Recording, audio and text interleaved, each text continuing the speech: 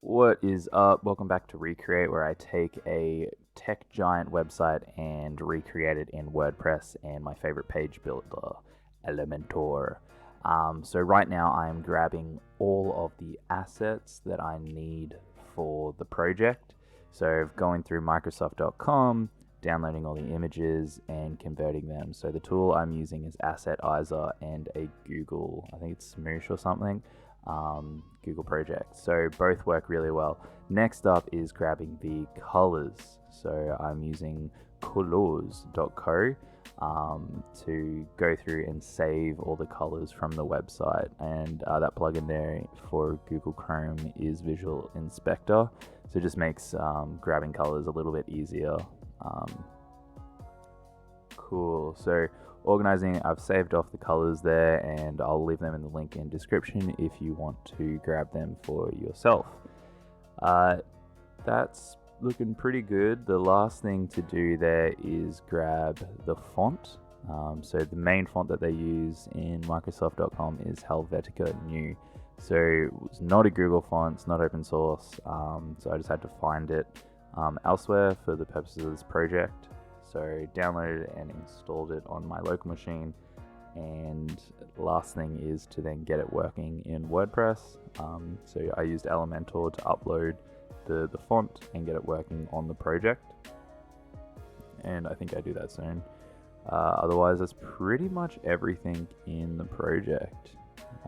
Just double checking I've got everything. So here we are, firing up Elementor, putting in the colors that we're going to use. So I've got the color palette ready to go. And here we are putting in the font. So yeah, it's a little time consuming uploading each font and then mapping it to each typeface of the font. It's not like the funnest thing to do, but once you've done it, it's done. You never need to do it again. So it's just one of those things.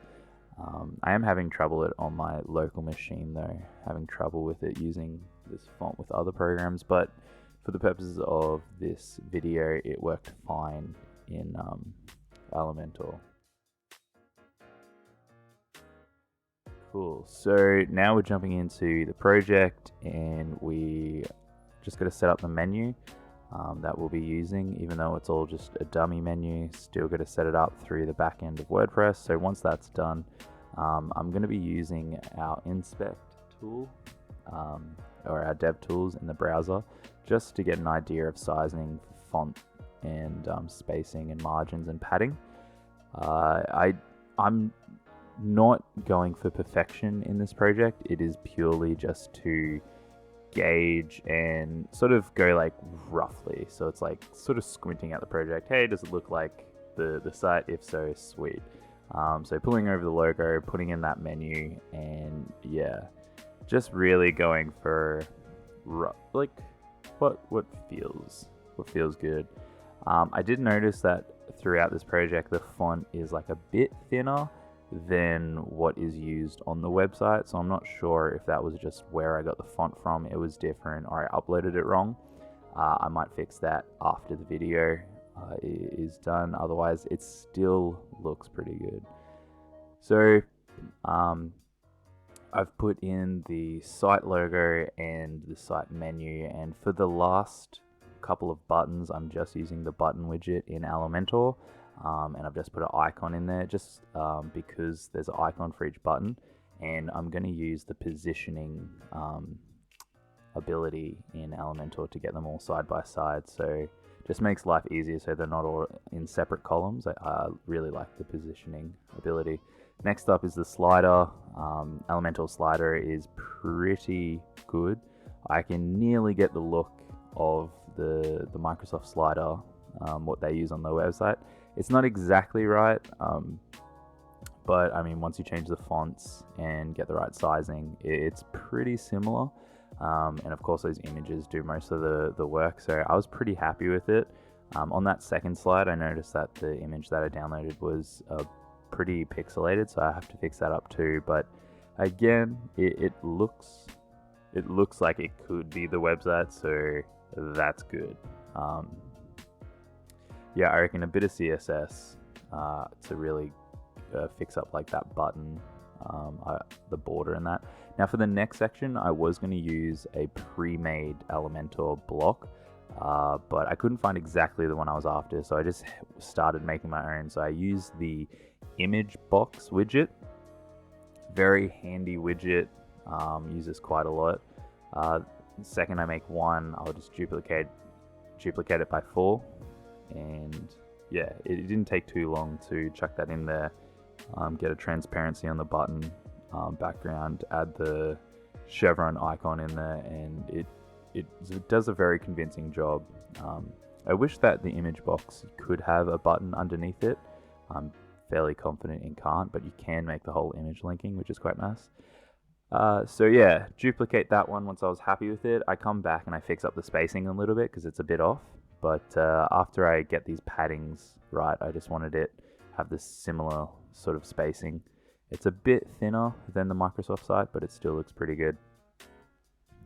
So yeah, then it's just a case of copying over text content and changing images over, which really didn't take that long. And yeah, it's really taking form. Now I've got more of space, I can fix up the menu. I just wanted to leave that till I had more to play with.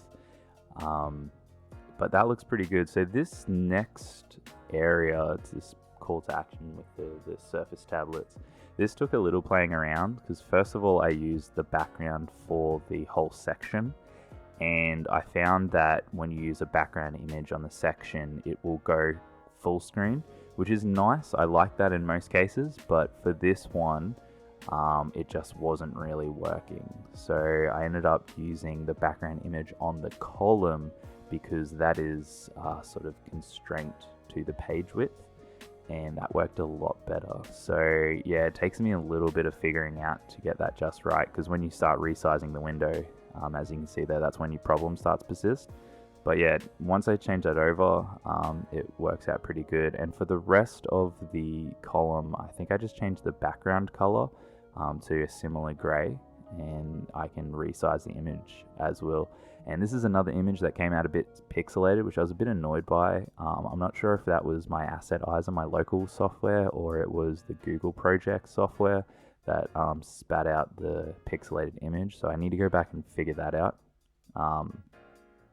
But for the project, it looks pretty good. I was pretty happy with that. So there's another 4 image box section. I can just copy and paste or duplicate the above section, so I already made it, so that saves a lot of time. I love that ability.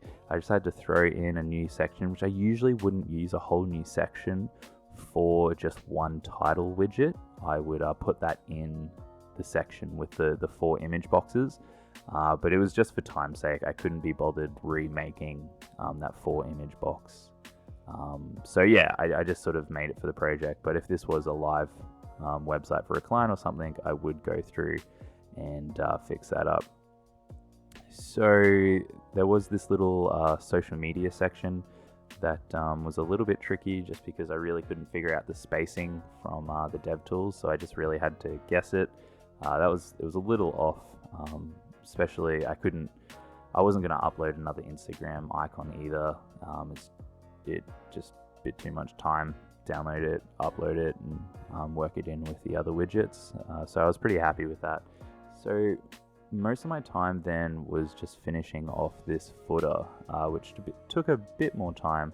I used a title widget and a list widget. I love the list widget, works really good when you need to quickly duplicate areas. The most time consuming part here is just copying over all the content. So after I made one section and I got the color of the background right and the content was in, it's a massive copy paste job. And this really reminds me of a lot of client projects where I get the brief and just got to copy over the content, and it's a bit of a mindless job. I would love some bot or app that could just automate this process. You could just like point it to the document where you've got all the content and then point it at your website, and just like it would just go through it all and do it the way you'd want to. But I don't know if that's even a thing or could be a thing. So for the time being, yeah, you just get to do it manually. So it took a little bit longer than I would have liked, but it looked pretty good. I was pretty happy with it once I was finished. So the very last part here was just the footer, the last thing down the bottom, and that was it.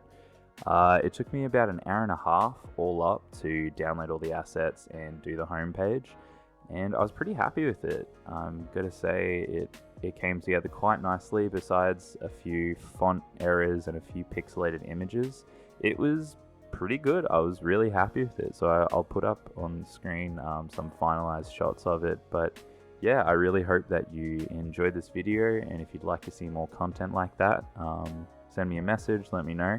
But I really enjoyed this, and I'm thinking of other websites to tackle. So thanks for watching the video, and I'll see you in the next one.